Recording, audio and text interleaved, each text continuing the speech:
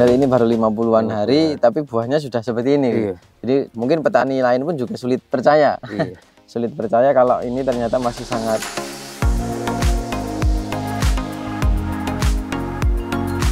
Assalamualaikum warahmatullahi wabarakatuh, sahabat petani semua. Video kali ini kita akan belajar tentang budidaya tanaman cabai merah keriting dengan pertumbuhan yang menurut kami sangat istimewa, dengan kondisi yang sangat seragam dan tingkat serangan penyakit bisa dikategorikan sangat rendah. Di video ini pula juga kita akan belajar hal-hal atau kendala apa saja yang biasa dijumpai dalam budidaya tanaman cabai merah dan bagaimana cara pengandaliannya. Ingin tahu kiat suksesnya seperti apa? Video lengkapnya setelah yang satu ini.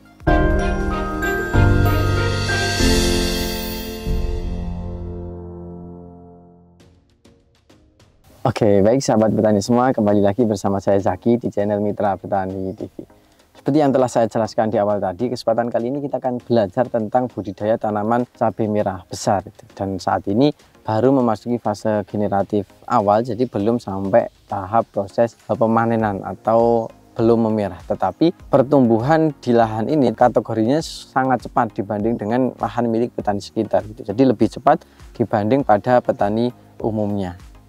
Kemudian di lahan ini pula teman-teman bisa melihat kondisi pertumbuhannya itu hampir seragam, kemudian tingkat serangan penyakit itu sangat minim. Padahal untuk saat ini intensitas hujan sudah lumayan tinggi, kemudian daerahnya juga ini lumayan lembab, tetapi keamanan dari serangan hama dan penyakit ini masih sangat tinggi. Kemudian di video ini juga akan kita bahas bagaimana cara pemberian pupuk atau pupuk dasar yang baik menuju proses pembuatan bedengan dan apa saja yang biasa kita jumpai ketika berbudidaya tanaman cabai merah, khususnya adalah tantangan-tantangan dan bagaimana cara pengendaliannya. Ingin tahu kiat suksesnya seperti apa? Tanpa lama-lama lagi kita akan langsung masuk pada sesi wawancara. Oke, baik sahabat petani semua, di samping saya sudah ada sang pemilik lahannya langsung.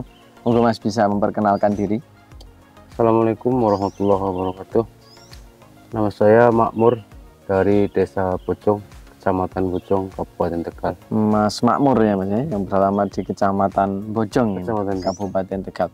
Untuk ketinggian tadi saya sudah mengecek di sini ke sekitar 600-an mdpl ya Pak. Iya. 680 mdpl. Kemudian untuk saat ini berbudidaya tanaman cabai merah besar. Iya. Untuk saat ini sudah umur berapa ini Mas? Ini umur 50 hari. 50-an hari ya. Kemudian untuk varietasnya apa Mas? Cabai baja F1 ya, F1 gitu. Jadi kalau melihat ini adalah cabai baja F1 dengan diameter buah yang lumayan besar, kemudian tahan virus ya Mas ya? Tahan virus. Kalau untuk di daerah sini kalau menggunakan benih yang belum tahan virus itu resiko terkena virusnya tinggi? Tinggi. Jadi memang sudah sangat dianjurkan untuk menggunakan yang tipe tahan virus. Iya. Kemudian kalau untuk Mas Makmur sendiri, untuk budidaya cabai merah besar ini sudah sering, baru pertama kali atau sudah yang keberapa Mas? Ini yang periode ketiga. Periode yang ketiga. Berarti selain cabai merah besar juga budidaya tanaman lain? Lain. Bawang merah sama cabai keriting. Kalau pertimbangan dengan antara cabai merah keriting dengan cabai merah besar itu apa perbedaannya? Sama sih. Dari perawatan sama. Kerumitan juga sama. Iya, sama. Hanya saja mungkin di tonasenya jadi lebih tinggi ya Mas. Jadi mungkin itu terkait dengan budidaya tanaman cabai merah besar, karena juga banyak yang meminta untuk belajar tentang budidaya tanaman cabai merah besar.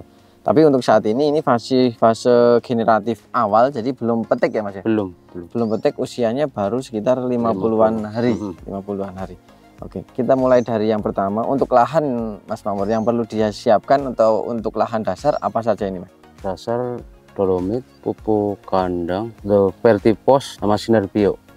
Kalau boleh tahu ini untuk luas lahannya berapa atau jumlah tanaman berapa ini? Ini jumlah tanaman 8.500. 8.500 itu pupuk kandangnya habis berapa? Habis kandang cuma 100 karung, 100 karung. Dolomit 20 karung. 20 karung, kemudian vertipos 2 karung. 2 berarti 1 kintal ya? 1 kintal, terus sinar bio 2 kantong. 10 kilo berarti. 10 kilo. Berarti ditabur secara merata di permukaan tanah. Di permukaan tanah. Nah, kemudian setelah itu ditutup menggunakan tanah, baru ditutup mulsa. Atau ada dekomposer yang dimasukkan juga? Ada M4 sama trikoderma. Oh, trikoderma itu disemprotkan. semprot aplikasi. Sebelum proses penutupan dengan tanah di atas pupuk atau di mana, Mas? Ini pupuknya diolah sama tanah sih, Mas. Oh, jadi di rotari Iya, ya, rotari. dihomogenkan gitu. Iya. Jadi mencampur secara merata ya. Iya, disemprot triko terus diaduk pakai rotari. Jadi memang ini dihomogenkan, Iya. jadi tidak hanya di satu sisi tetapi dicampur secara merata. Iya. Pertimbangan dengan proses pencampuran pupuk dasar secara merata ini menurut Mas Makmur apa pertimbangannya? Dulu pernah ya yang tanah terus pupuk, tanah lagi Iya. ya sini kan ya. Iya. Kayak angka kelayuannya lebih banyak. Lebih tinggi. Lebih ya? tinggi. Lebih tinggi. Hmm, Jadi resiko kegagalan khususnya dari layu itu lebih tinggi. lebih tinggi. Karena tidak menyebar ya, Mas. Iya. Ya. Tapi kalau seperti ini mungkin akan lebih menyebar dan lebih menyatu dengan tanah sehingga mungkin resiko kegagalannya bisa lebih minim. Minim. Sampai saat ini untuk tingkat kelayuan gimana, Mas? Aman. Ada ya 5 batang. 5 batang dari 8.000. 8.000. Jadi bisa dikatakan hampir tidak ada itu. Berarti setelah proses penutupan menggunakan mulsa itu bisa langsung ditanami atau didiamkan lagi? Didiamkan dulu 3 sampai 4 minggu. Oh, berarti memang sudah ada rentan waktu yang cukup lama itu. lama, Sembari menunggu pupuknya siap berarti ya, Iya. Mas. Jadi ada Sambil proses nunggu ini apa bibit. masih Iya. dalam proses penyemaian. Penyemaian. Jadi memang yang bagus itu seperti itu ya. Jadi lahan yang menunggu bibit, bukan bibit yang menunggu lahan gitu. Iya. Jadi kadang kesalahannya bibitnya sudah siap tapi lahannya belum Belum. siap. Itu nanti jadi kita terburu-buru. Biasanya proses pembuatan lahan jadi tidak maksimal, kemudian pupuk yang kita gunakan juga belum sepenuhnya siap untuk diserap oleh tanaman. Nah, dengan tadi Mas Makmur menjelaskan dihomogenkan, kemudian didiamkan ada waktu sekitar 3 sampai 4 minggu. Alhamdulillah sampai sekarang ini untuk tingkat kelayuan hampir tidak ada atau sangat minim. Padahal untuk cuaca lumayan ekstrim. Ekstrim. Dan terus Hujannya sangat lumayan tinggi, kemudian di dataran juga menengah ke atas juga, jadi resiko kelayuan sebenarnya harusnya tinggi, tapi alhamdulillah di lahan ini bisa dikategorikan cukup aman. Kemudian kalau untuk proses pengocoran, Mas, apakah juga dilakukan? pengocoran pertama umur 2 minggu pakai 16 satu drum yang 200 liter itu 3 kilo, itu tunggal cuma pakai itu NPK 16 ya? 16. Kemudian pengocoran Yang kedua sama pakai 16 cuma dosanya tambahin 4 kilo 4 kilo. per 200 liter drum. Itu di umur keberapa itu? 3 minggu. 3 minggu. Jadi pengocoran yang kedua dan ketiga itu rentangnya 1 minggu. 1 minggu. Dan hanya baru dilakukan 2 kali pengocoran. Baru 2 kali. Baru 2 kali pengocoran. Berarti hanya menggunakan NPK 16 dan 16, kemudian per 200 liter. Yang pertama itu 3 kilo, yang kedua 4 kilo. 4 kilo. Dan tanpa menggunakan pupuk lain. Kemudian kalau untuk jarak tanam ini berapa kali berapa, Mas? Ini 40 kali 50. 40 kali 50 cm. Jadi Iya. ke Sini 40 sana 50. 50. Jadi 40 kali 50 cukup ideal dan bedengannya pun juga lumayan besar. Kalau menurut saya kalau di daerah pegunungan untuk seukuran segini sudah lumayan besar dibanding milik petani yang lain. Iya. Kemudian sistem yang digunakan ini adalah sistem perempelan ya, Mas ya? Perempelan, tunas air. Di, Nempel semua. dihabiskan. Pertimbangannya kenapa ini, Mas Maul? Menjaga kelembaban. Kelembaban. Iya. Biasanya kalau di musim penghujan soalnya kelembabannya meningkat ya, Mas. Meningkat, iya. Meningkat. Berarti kalau musim kemarau itu bisa memberanikan diri untuk menyisakan. Bisa ya. Beda kalau musim kemarau biasanya disisain dua batang. Jadi batang utama 1, tunas airnya Tunas air 2. Oke. Tapi kalau untuk musim penghujan dirempel habis. Nempel habis. Dan proses perempelan itu ada patokannya hari atau menyesuaikan dengan tunas air yang muncul? Menyesuaikan aja. Menyesuaikan Iya, gitu iya. ya, jadi tidak ada patokan harinya. Menurut pengalaman Mas Makmur, untuk kualitas buah baik kualitas maupun kuantitasnya yang dirempel atau tidak itu ada bedanya atau tidak? Kayaknya ada bedanya. Bedanya di kalau nggak dirempel itu susah nanti kemana-mana kan. Iya. Akhirnya mubazir, ada yang patah. Iya, kurang Ini teratur. kurang kurang teratur. teratur. Dan kalau tidak dirempel pun juga karena ini cabai merah besar, tentunya nutrisinya pun juga harus banyak. Kalau tidak banyak nanti kuantitasnya itu banyak, tetapi ukurannya bisa kecil Yang gitu. kecil Karena lari ke tunas air semua. tunas air semua Iya. gitu. Jadi nanti penyebaran nutrisinya itu kurang bisa seimbang gitu.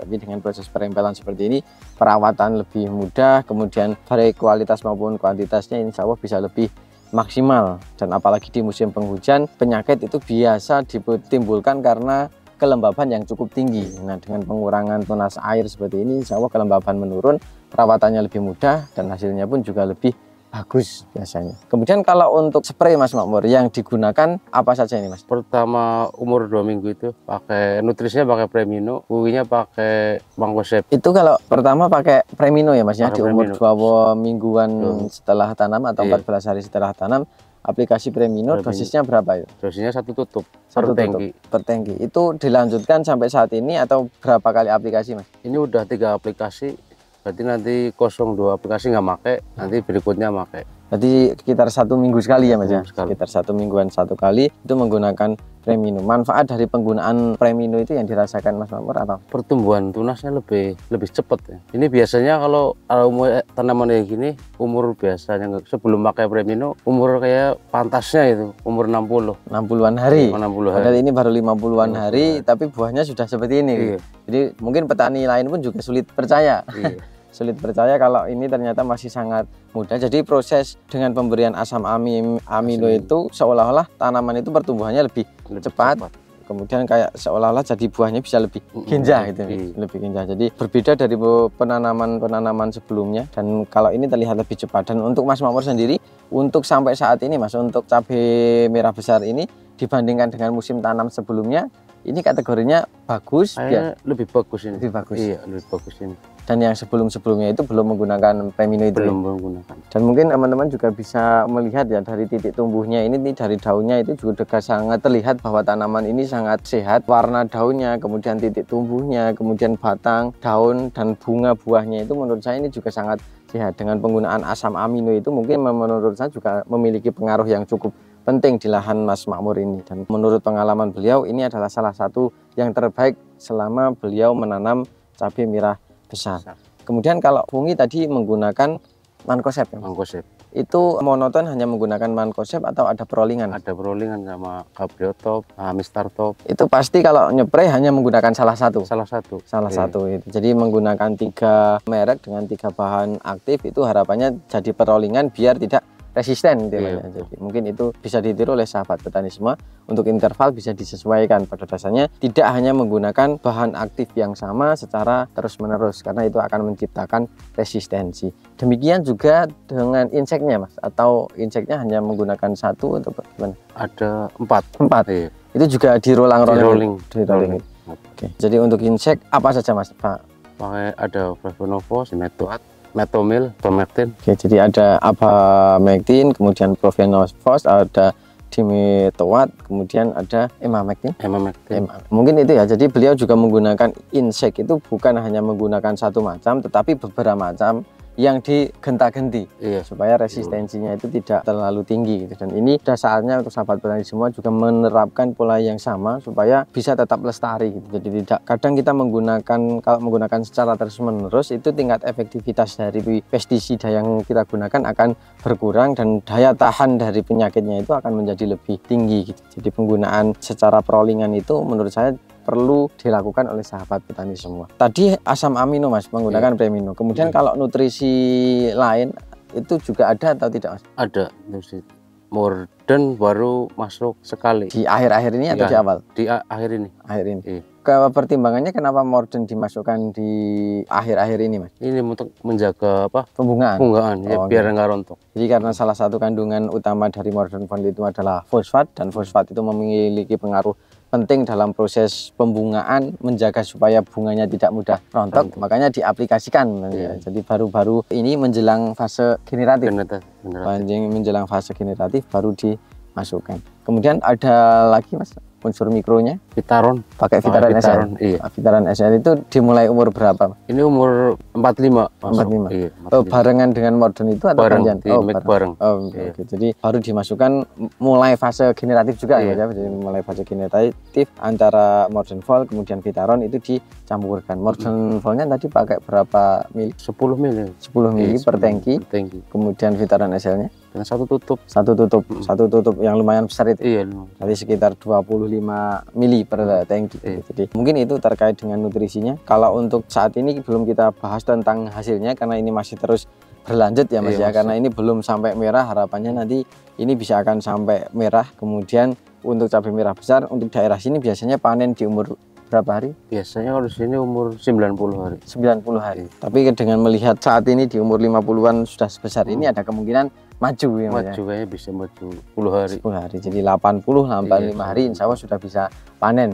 Untuk saat ini harga juga lumayan bagus dan harapannya ini bisa sampai di harga yang bagus itu. Kalau melihat kondisi tanamannya ini sangat sejajar, seimbang, kemudian buahnya juga sangat bagus. Teman-teman bisa melihat ini dari bawah buahnya tingkat keberhasilannya sangat tinggi, bawah buah, atas terus masih berbunga, bakal buahnya juga masih terus terbentuk. Semoga ini panen dalam jangka waktu yang lama. Mungkin banyak yang tergiur Mas Makmur untuk budidaya tanaman cabai merah besar. Kira-kira tantangan atau kendala yang biasa dijumpai dari budidaya tanaman cabai merah besar itu apa saja Mas Makmur? Antisipasi lalat buah. Lalat buah. Yang paling meresahkan lalat buah. Kalau sebagai langkah preventif untuk pengendalian lalat buah versi Mas Makmur apa saja ini Mas? Dari awal, harus dari awal. Kita pakai lem, pakai likat kuning itu ya. Lem perekat itu ya, yang perekat. dioleskan di botol-botol itu. Atau pakai insek yang berbau itu menyengat. Menyengat. Tadi sudah ada Provenovos itu lumayan menyengat, Dimethoate juga lumayan Asefat itu. Jadi ada beberapa lapis untuk pengendalian lalat buah ini ya Mas. Tidak hanya mengandalkan satu tetapi beberapa banyak cara itu. Kemudian perlu dilakukan pencegahan sejak sedini mungkin karena kalau sudah terlanjur masuk itu untuk pengendalian jauh lebih berat dan efektivitasnya juga akan lebih kecil. Dan kalau untuk dari segi serangan penyakit apakah sama dengan cabai merah kecil atau cabai merah keriting? Sama gitu ya. Jadi penyakitnya hampir sama, serangan virusnya juga hampir sama. Yang paling membedakan adalah di serangan lalat buahnya. Sepertinya menurut pengalaman saya dan pengamatan saya pun memang seperti ini lebih disukai, entah itu karena tekstur buahnya atau ada aroma khusus yang memang itu disukai oleh lalat buah. Itu saya juga kurang paham, tetapi biasanya memang cabai merah besar itu lebih rentan di serangan lalat buahnya. Dan menurut beliau pencegahan sejak dini, mungkin sejak pembentukan bunga bakal buah mulai terlihat, pencegahan sudah harus dilakukan dengan beberapa lapis. Tadi ada penggunaan perangkap lalat, kemudian ada insek berbau menyengat, kemudian juga ada cara-cara lain yang mungkin itu nanti disesuaikan dengan tingkatannya. Pada dasarnya pencegahan perlu dilakukan sejak sedini mungkin hingga kita tidak dirugikan dengan masifnya serangan lalat buah. Oke, mungkin itu sahabat petani semua. Mungkin terakhir sebelum kita akhiri video ini Mas Makmur,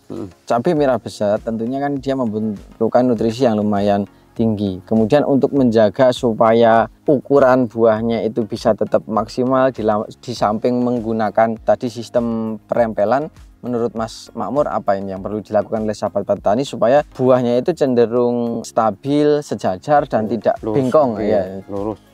Bisa pakai trifolat. Trifolat. Jadi intinya nutrisinya diperkuat itu ya Mas ya.